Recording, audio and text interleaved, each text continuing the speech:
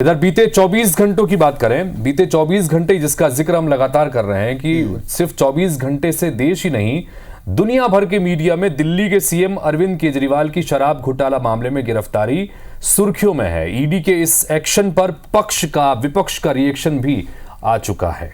और इस बीच छत्तीसगढ़ में पिछली कांग्रेस सरकार के वक्त का शराब घोटाला भी सुर्खियों में आया, बहस छिड़ गई।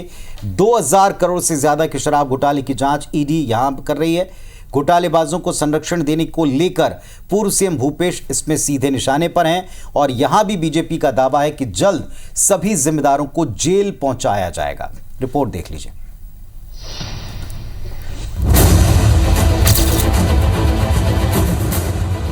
छत्तीसगढ़ में भी शराब घोटाला करने वाले लोगों को इसकी सजा जरूर भुगतनी पड़ेगी। देश में लोकसभा चुनाव के प्रथम चरण की शुरुआत के बीच शराब घोटाला मामले में दिल्ली के सीएम अरविंद केजरीवाल की गिरफ्तारी पर सियासी गलियारे में बवाल मचा है। शुक्रवार रात केजरीवाल को ईडी ने अरेस्ट किया। इधर इसकी आंच छत्तीसगढ़ में पिछली भूपेश सरकार के दौरान हुए शराब घोटाले तक पहुंच गई। छत्तीसगढ़ में 2023 के चुनाव में कांग्रेस के खिलाफ बीजेपी ने जो सबसे बड़ा मुद्दा उठाया वो शराब घोटाला ही था। इसकी जांच ईडी कर रही है। शराब घोटाले में फिलहाल संबंधित अधिकारी समेत आधा दर्जन से ज्यादा लोग जेल में हैं। मामले में ईडी रिपोर्ट कहती है कि कांग्रेस सरकार के वक्त 2000 करोड़ से ज्यादा का शराब घोटाला हुआ।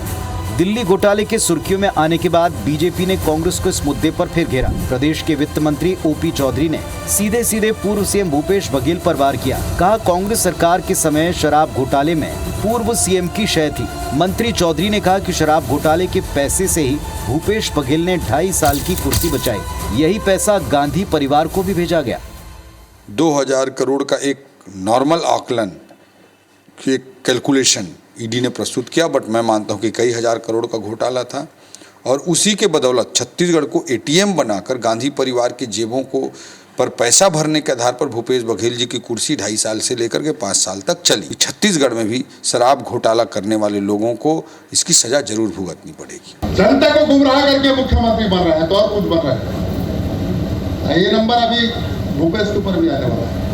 प्रदेश में अब बीजेपी की सरकार है जिसका दावा है कि छत्तीसगढ़ के शराब घोटाले करने वालों को सजा जरूर मिलेगी। वहीं आरोप पर कांग्रेस पलटवार में कह रही है कि बीजेपी अपने दम पर चुनाव जीत नहीं पा रही, इसलिए केंद्रीय एजेंसियों का दुरुपयोग जारी है। खाली प्रतिपक्ष के नेता लोगों को दबाओ, ईडी सीडी में बंद करो या तो पार्टी ज्वाइन करो। पार्टी ज्वाइन करेगा तो कोई उसके पास कोई घोटाला नहीं रहता है। ये दबाव का राजनीति हिंदुस्तान, आज़ाद हिंदुस्तान में पहला बार चल रहा है। ये ज़्यादा दिन नहीं चलेगा। आने वाला समय इनको यहाँ के जनता ने, नौजवान ने बताएंगे। दरअसल छत्तीसगढ़ में जिस 2000 करोड़ से ज्यादा के शराब घोटाले की जांच ईडी कर रही है उसकी अब तक की जांच में कई स्तर पर गड़बड़ियां सामने आई।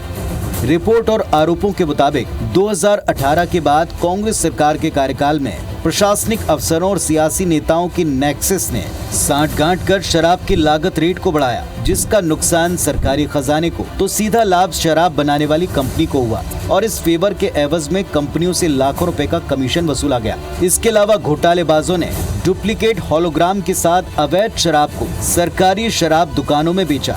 इस पूरे खेल को सरकार का संरक्षण प्राप्त होने के आरोप लगे हैं। बड़ा सवाल ये, क्या यहाँ भी जल्द बड़े सफेद पोशों की गिरफ्तारियों का सिलसिला दिखेगा? क्या इसका असर प्रदेश की सियासत और 24 के नतीजों पर पड़ेगा?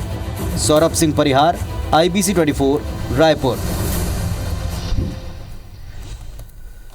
चलिए, तो कुल मिलाकर के क्या प्रदेश की सियासत पर सीधे 24 के चुनाव में इम्पैक्ट पड़ेगा या जो कुछ भी यहाँ होगा उसका पूरे देश में अन्य राज्यों पर भी असर पड़ेगा, कांग्रेस की पॉलिटिक्स पर भी असर पड़ेगा?